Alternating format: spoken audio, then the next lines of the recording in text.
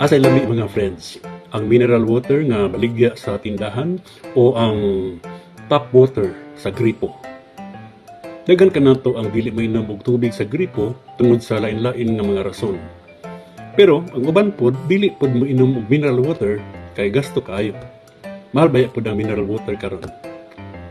Ang mineral water mga friends adunay dagko nga ginaghanon sa mga dissolved minerals or gases. Lahi pod tong spring water nga gikan sa tubod o natural springs kay kasagaran ni adto dunay mga tag-as nga content sa calcium carbonate, magnesium sulfate, potassium ug sodium sulfate. Unya, generally pod safe gyud mo inom og mineral water for most people, no? On the other hand, it is also safe to drink tap water. Tungod kay kini contains fluoride nga makaprevent sa tooth decay. Pero angay sad nga atong swituhon ang tap water sa inyong lugar. Kay kini, ang uban niini naga-contain pod ang contaminants nga dili makaayo sa lawas. Apil na ang chlorine.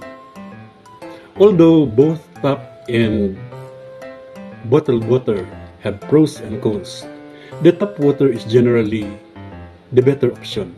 Nga naman, tungod kay kini barato, environment friendly and less microplastics.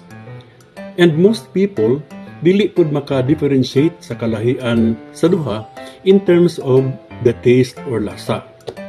Sama din sa Davao nga ang mineral nato diri og ang tap water halos pare-pareho lang og lasa, no? Dili nimo ma-differentiate ang kalahian kay pareha lang og lasa ang mineral water ug ang tap water diri sa Davao.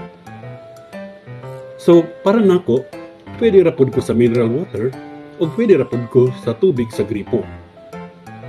Kamu friends, unsa may inyong choice nga imnon? Bottled mineral water or tap water? So lay down your comments below para matimbang-timbang nato kung unsay maayo. Hangtod sa sunod, kini inyong Uncle Mario. Bye-bye!